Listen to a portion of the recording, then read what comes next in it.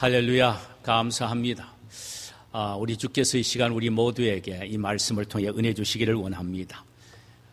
오늘 우리가 나누게 될 말씀의 제목은 주님의 마음을 빼앗는 교회란 제목입니다.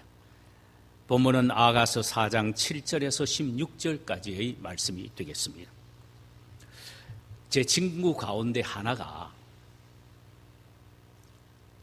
어머니와 자신의 생명을 맞바꾸고 태어난 아이가 있습니다. 엄마가 임신 중독으로 아이를 도저히 낳을 수가 없을 그런 상태에 있었는데 그 아이가 3대 독자이기 때문에 죽음을 무릅쓰고 아이를 낳다가 결국은 친구는 나으시고 엄마는 세상을 떠나신 것입니다. 저희들 세대는 그런 경우가 빈번했습니다. 그 친구는 종종 저에게 이런 말을 했어요. 난 엄마의 목까지 살아야 한다. 저는 그 아이를 볼 때마다 그 아이를 낳은 엄마를 통하여 중요한 진리 하나를 기억하게 됩니다. 그것은 예수님이 십자가에서 피 흘려 죽으시면서 교회를 낳으셨다는 사실입니다. 내 친구 엄마가 죽으면서 내 친구를 낳았다고 한다면 오늘날 지상교회는 예수 그리스도께서 십자가에 피 흘려 죽으시면서 낳으신 것입니다. 이것을 소위 그리스도가 피 흘려 죽음을 통하여 교회를 낳았다라는 이야기로 대변됩니다. 우리 양림은 교회는 주님이 십자가에서 죽으시면서 낳으신 주님의 교회이기에 주님에게는 그토록 귀중한 것입니다.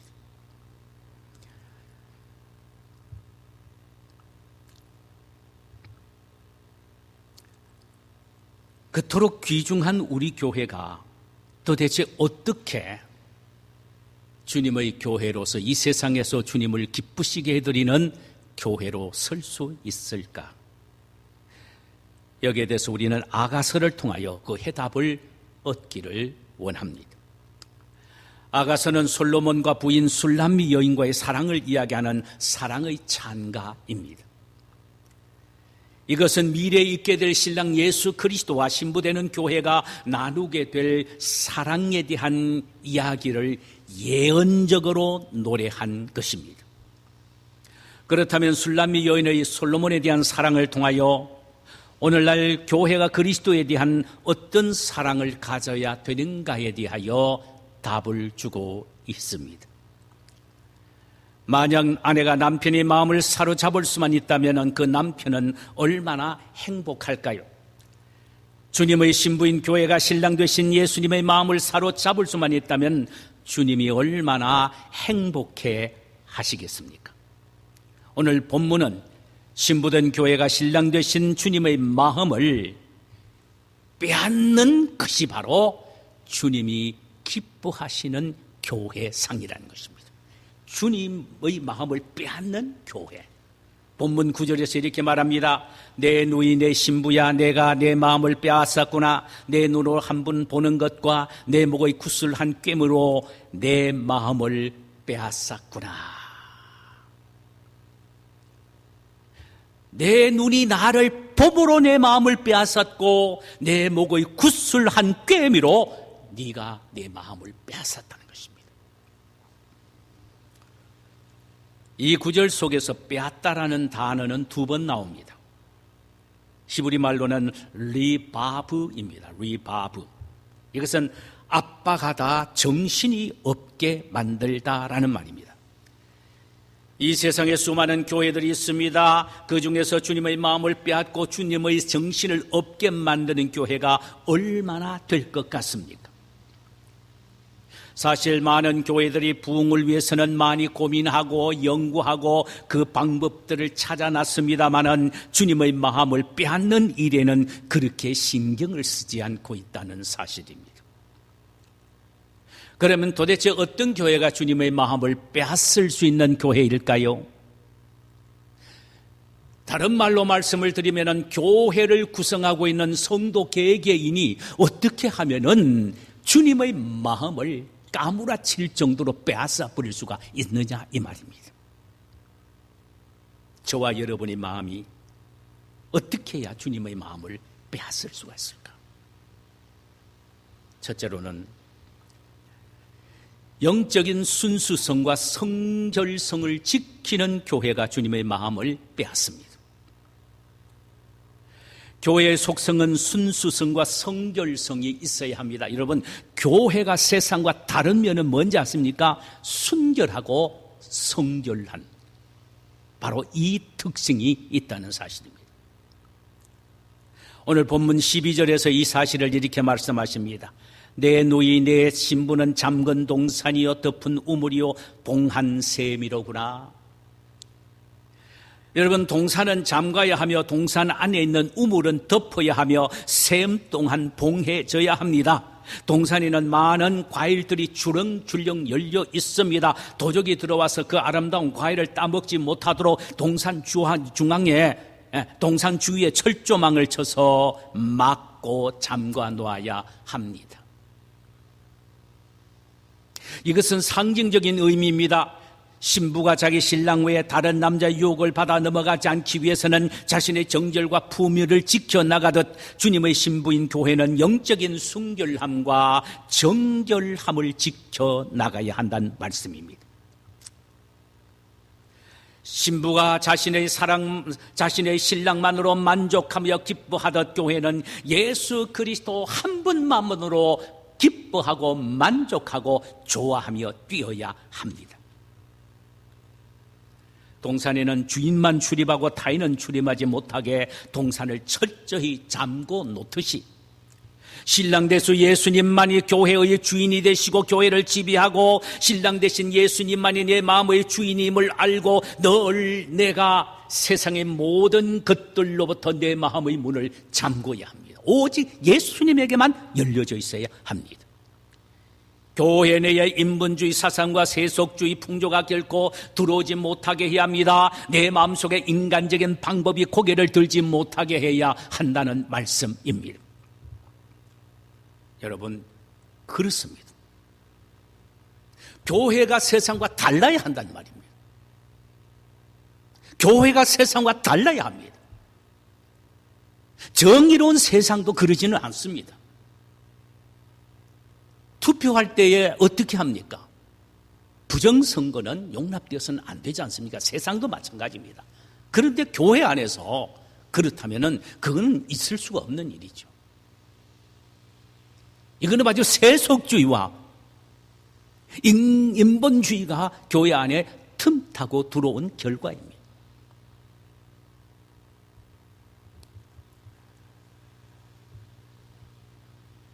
옛날 시골에 공중 우물이 있었습니다. 사람들이 자주 사용하기 때문에 뚜껑을 덮지 않아요. 그대로 내버려 둡니다. 그런데 어느 날 문제가 생겼습니다. 그 우물에 쥐 한 마리가 둥둥 떠 있었습니다. 동네에서는 반상회가 열렸습니다. 아무리 그래도 우물 뚜껑은 만들어서 덮자.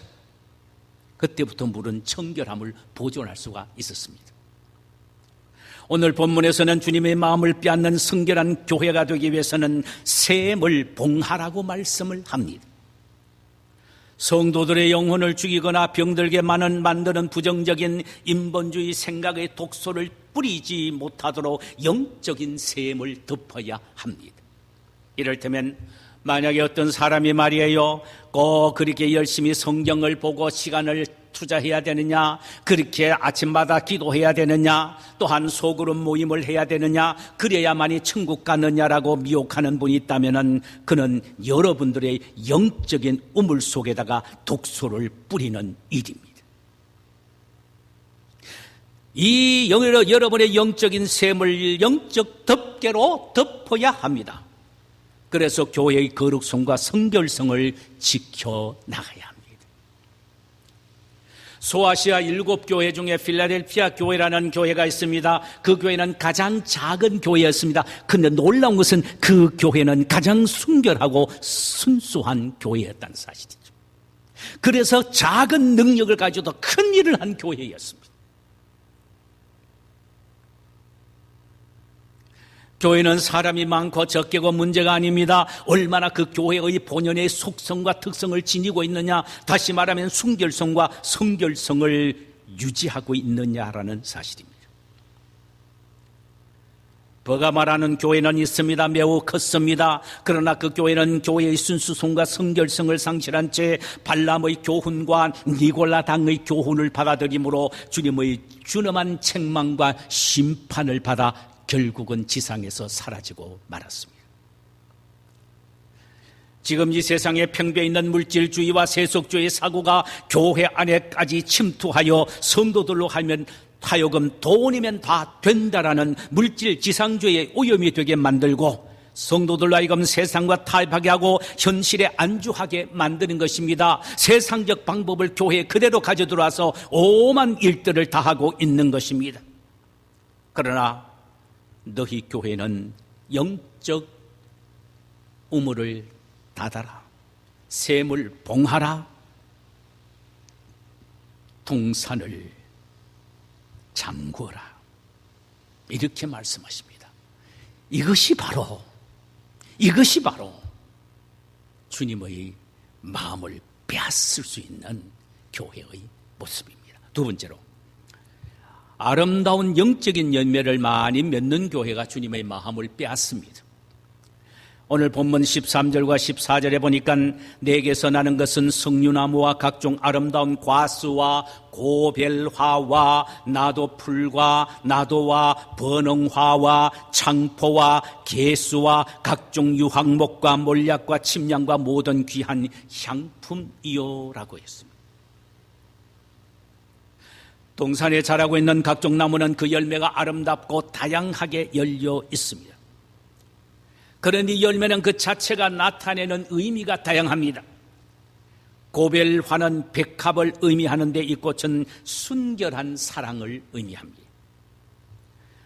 거짓된 사랑이 아니라 일편단심 변함이 없는 순결한 사랑, 이것이 바로 신부된 교회가 신랑되는 예수님에 대하여 가져야 될 사랑의 모습이어야 한단 말입니다. 이런 변함없는 주님에 대한 사랑, 이것이 필요한 것이 오늘날 지상교회의 모습, 그 교회가 바로 주님의 마음을 빼앗습니다.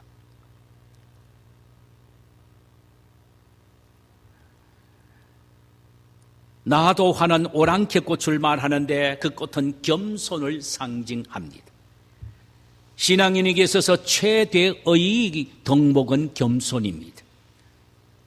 휴밀리티라는 책을 쓴 앤드루 머레이 목사님이 이런 말을 했습니다. 그 책에서요. 겸손이란 기독교의 최고봉입니다. 예수님의 십자가의 죽음의 동인도 겸손이고 그리스도인들의 순교도 겸손의 결과입니다. 겸손해야 순교할 수 있다는 것입니다. 우리 중에 겸손하여 넘어진 사람이 없고 겸손하여 손해본 사람이 없습니다. 겸손은 자기의 분수를 알아 설 자리에 서고 앉을 자리에 앉는 것을 말하며, 겸손은 상대방을 있는 그대로 인정하고 받아들이는 것을 말하며, 겸손은 상대방의 좋은 면만 보고 내 자신은 부족한 면만 보는 것을 말하며, 겸손의 열매는 그리스도인들이 맺어야 할 최고의 열매입니다. 이 겸손의 열매가 우리 주님의 마음을 사로잡는 것입니다. 빼앗는 것입니다.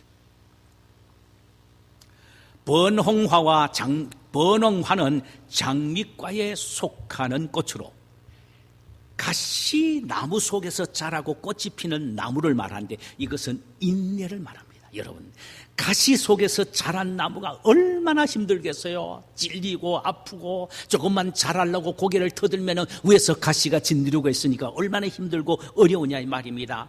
그런데 신앙인은 인내로서 주님에 대한 믿음을 나타내야 하고 인내로서 주님의 마음을 끌어야 한다는 것입니다.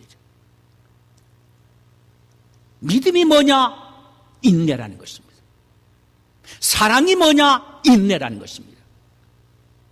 그래서 사랑은 첫 번째로 오래 참고, 사랑은 마지막에 모든 것을 견딘다.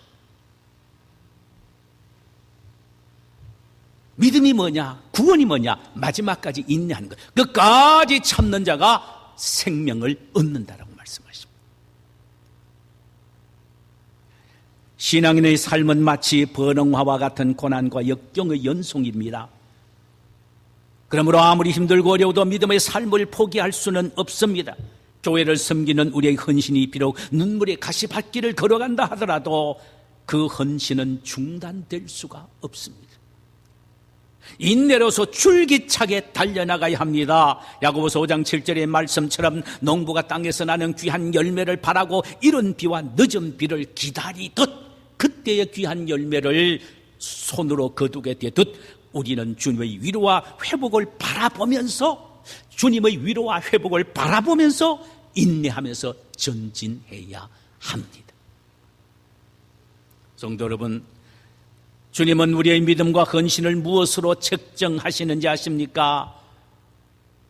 우리가 얼마나 많은 기도를 하느냐, 얼마나 많은 헌금을 바치느냐, 그것으로 측정하시는 것이 아니고 네가 얼마나 많이 인내하느냐, 인내로 측정하시는 겁니다.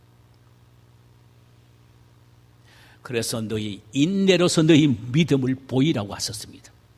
계시록 14장에 보면은요, 사도 요한이 본 환상이 소개되고 있습니다. 그가 본 환상은 시온산에 어린 양 되신 예수 그리스도가 서 계시고 그분과 함께 14만 4천의 성도가 이마에 어린 양의 이름과 아버지 이름이 붙여져 있는데 이들이 어떤 사람인지에 대하여 12절에서 이렇게 설명하고 있습니다. 성도의 인내가 여기 있나니 그들은 하나님의 계명과 예수에 대한 믿음을 지키는 자니라. 누가 14만 4천의 무리에 속하느냐? 믿음을 지키고 그것을 지키기 위하여 인내하는 사람이라는 것입니다. 신앙생활은 수많은 박해와 환난 속에서 겪어나가는 것이거늘 그 가운데서도 결코 좌절하지 않고 끝까지 믿음으로 인내하며 지키는 자가 14만 4천 속에 포함이 된다는 것입니다. 여러분, 지금 힘들고 어려우시죠? 끝까지 믿음을 지켜 나가시기를 바랍니다. 환경이 어려우니 교회를 섬기는 헌신도 힘드시죠? 그러나 더욱 힘을 내시듯 죽기를 각오하고 인내함으로 교회를 섬겨야 합니다. 큰 교회는 큰 교회대로, 작은 교회는 작은 교회대로 힘내어서 인내하며 섬기는 것이 바로 성도의 섬김의 자세요. 그런 마음으로 섬기는 자의 마음이 예수님의 마음을 빼앗는 것입니다. 그 외 각종 유향목과 몰약과 침향과 모든 귀한 향품은 교회가 발해야 할 향기를 말합니다. 향기. 교회는 모든 사역이 향기를 발해야 합니다. 교회 안에서는 감사와 찬송과 화목의 향기가 넘쳐야 합니다. 서로 격려하고 칭찬해주는 이런 격려의 향기가 교회 안에 넘쳐야 합니다. 좋지 못한 것은 가려주고 좋은 것은 극대화시켜 자랑해주고 드러내주는 이런 향기가 교회 안에는 넘쳐야 합니다. 우리 모두 아름다운 영적 열매를 맺어 주님의 마음을 빼앗는 교회가 되시는 역사가 있어지기를 주님의 이름으로 축원합니다. 세 번째로, 끊임없이 생수의 우물을 파는 교회가 주님의 마음을 빼앗는 자입니다. 끊임없이 생수의 은혜를 파는 자, 이런 교회, 영적으로 만족한 사람이 아닙니다. 여러분, 그건 벌써 섰다고 하는 자는 넘어질까 조심하라. 그런 사람이 아니다. 끊임없이 영적 은혜에 갈구하여 목말라서 그 영적 은혜를 더 많이 누리기 위하여 영적 은혜의 우물을 파는 사람, 이런 교회, 이런 교회가 주님의 마음을 빼앗습니다. 어릴 때 늘 형들과 함께 산에 소 먹이러 갔습니다.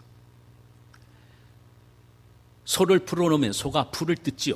한 2-3시간 정도 소가 풀을 뜯습니다. 그때 우리는 막대기 하나씩을 들고 집에서 가져온 소금을 그저 봉지에 사서 개울을 다니면서 개구리를 잡았습니다. 그래서 그 개구리를 잡아서 겁지를 벗겨 소금을 쳐서 불을 켜서 먹었습니다. 몸 보신을 그렇게 도왔습니다. 먹을 게 너무 없었어. 소금을 많이 쳐서 먹으니까 얼마나 목이 타겠어요. 그래서 그 다음에는 샘물 파기 시작합니다. 어떤 데는 파면 물이 안 나오고 어떤 데는 물이 막 나옵니다. 신이 나서 그 다음 날에 집에서 곡괭이를 가져와서 몇 사람씩 팝니다. 그럼 어떤 우물은요, 샘은 우물처럼 아주 크게 파집니다. 그럼 물이 많이 나옵니다. 그런데 한 몇 주 지나면 물이 바닥이에요. 안 납니다. 아무리 파도 안 나와요. 그 많이 물이 나던 물이 없어져요. 그런데 그 나중에는요, 그 팠던 우물이, 그러니까 샘이 애물단지가 됩니다. 그때 왕초행이 하는 말이 이 말입니다. 진리의 말을 해요. 진리의 말이요. 왕초행이. 야, 물나지 않는 웅덩이는 빨리 메꾸어라. 소달이 부러진다. 무슨 말씀 이해하지요? 빨리 메꾸어놔야 소가 다니면서 웅덩이에 빠지지 않는데 말이야. 다리 부러진다. 웅덩이는 계속해서 샘이 솟아나야 합니다. 생수의 우물이 되는 교회는 끊임없이 생수가 흘러 넘쳐야 합니다. 15절 보니까 너는 동산의 샘이요 생수의 우물이요 레바논에서부터 흐르는 시내로구나. 기가 막힌 교회의 모습입니다.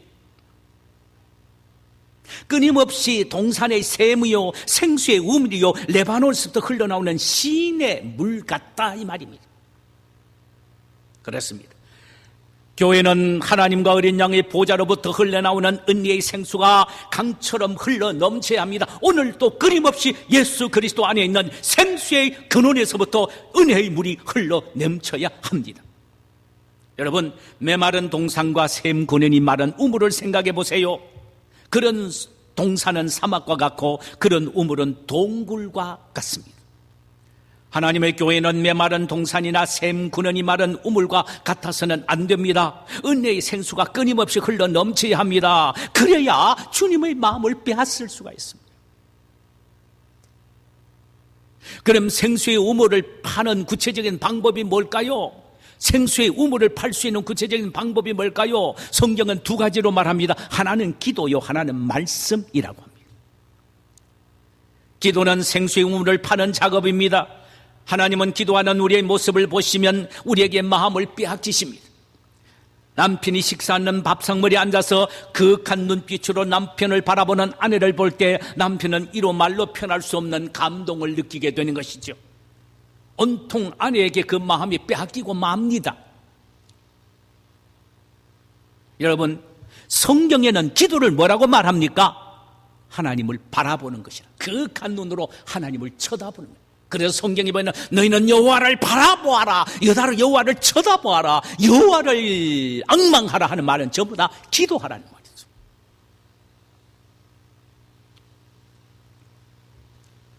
오늘 본문 9절에 보면은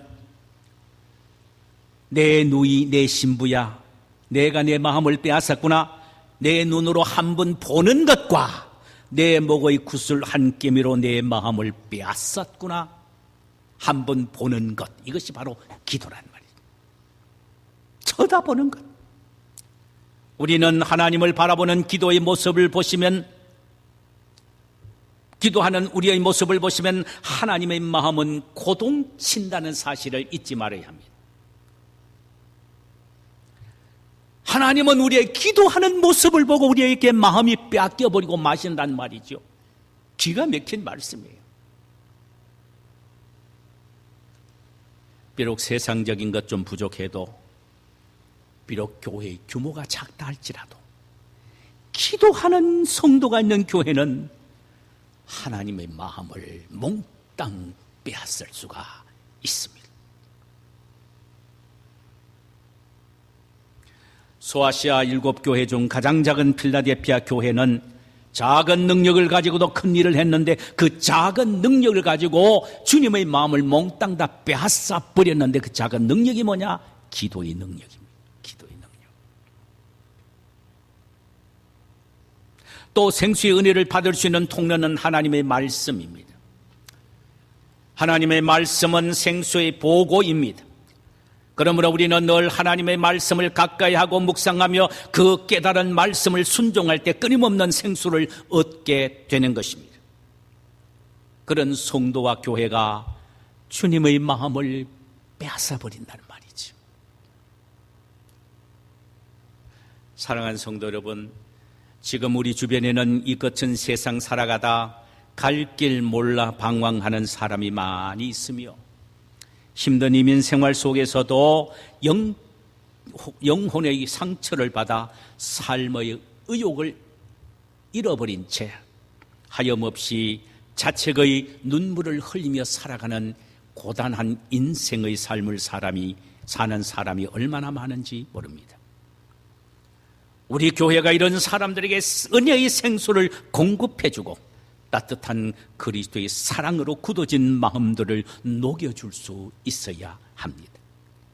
따뜻한 한마디와 다정한 손 한 번의 잡음이 그들의 인생을 다시 일으켜 세워 다시 시작할 수 있게 한다는 사실을 우리는 알아야 합니다. 그러기 위해서 기도와 말씀을 통하여 영적인 생수를 우리가 충만히 공급받아 그것을 베풀어 주어야 합니다. 있어야 주지 않습니까? 받아야 주지 않습니까? 말씀과 기도를 통하여 우리가 이런 생수의 은혜를 마음껏 받아서 갈급하고 목마른 사람들에게 나누어 주는 것, 이런 우리의 모습을 보고 우리의 주님은 뿅 가신다는 사실이죠. 마지막 하나는 성령이 충만한 교회가 주님의 마음을 빼앗습니다. 16절 보십시오. 북풍아 일어나라, 남풍아 오라. 나의 동산에 불어서 향기를 날리라. 나의 사랑하는 자가 그 동산에 들어가서 아름다운 열매 먹기를 원하노라. 여러분, 북풍은 짙은 구름을 몰아내고 남풍은 얼었던 땅을 녹여주는 바람입니다. 성령 충만한 교회는 의심의 먹구름을 쫓아내고 불신과 부정의 생각을 몽땅 다 몰아냅니다. 성령 충만한 교회는 경직된 분위기를 영적으로 훈훈한 분위기로 바꾸는 것입니다. 성령 충만한 성도들은 정말로 다른 사람을 가슴에 안고 토닥거리며 사랑하며 은혜를 서로 나누는 것입니다. 성령 충만한 교회는 인생살이에서 소망과 희망을 잃어버리고 의기소침해 있는 사람들에게 새로운 힘과 능력과 살 소망을 불어넣어주는 능력이 있습니다. 성령 충만한 심령과 교회의 상태를 이사야서 32장 15절에서는 이렇게 말씀합니다. 마침내 위에서부터 영을 우리에게 부어주시리니 광야가 아름다운 밭이 되며 아름다운 밭은 숲으로 여기게 되리라. 여러분, 성령 충만하면 메마른 광야가 밭이 되고 밭은 숲으로 변화지게 된다는 말이지. 이게 성령 충만한 교회의 모습입니다. 성령 충만한 개인은 주님의 마음을 사로잡으며 성령 충만한 교회는 주님의 마음을 빼앗습니다. 그러기에 주님은 성령 충만한 개인에게 찾아오시고 성령 충만한 교회에 찾아오시는 것입니다. 성령 충만한 신앙과 생활의 승리의 원동력이 됩니다. 성령 충만한 성도가 반드시 받아야 할 주님의 명령이요 주시겠다는 주님의 약속이기도 합니다. 이런 성령 충만을 우리가 소유하게 될 때에 우리 교회는 주님의 마음을 빼앗을 수가 있고 저와 여러분 개개인은 우리 주님 예수의 마음을 몽땅 다 빼앗아 버릴 수가 있습니다. 이게 얼마나 행복한 주님과 우리와의 관계입니까? 우리는 주님의 마음을 홀라당 빼앗아 버리고 우리 주님은 우리에게 홀라당 당신의 마음을 빼앗겨 버리는 얼마나 영광스럽고 아름다운 모습입니까? 말씀을 맺겠습니다. 그리스도의 죽으심으로 이 세상에 태어난 지 언간 저희 교회는 30년이 되었습니다. 우리 교회가 주님의 마음을 빼앗는 아름다운 교회인지 그렇지 않는지를 우리 모두가 한번 살펴보아야 합니다. 세상과 구별된 성결하고 순결한 교회인지, 영적인 열매를 많이 맺는 교회인지, 은혜의 생수가 끊임없이 흘러 넘치는 교회인지, 성령 충만한 교회인지를 점검해 보아야 한다는 말씀이 옳습니다. 만약 여기에 결격 사유가 있다면 교회의 책임을 돌리기 전 그 책임이 교회의 지체인 내 자신에게 돌려야 합니다. 그래서 우리 교회가 주님의 마음을 빼앗는 교회로 거듭나 우리뿐만 아니라 우리 자자손손 주님의 축복을 받고 그 축복을 물려주는 복된 교회가 되기를 주님의 이름으로 축원합니다.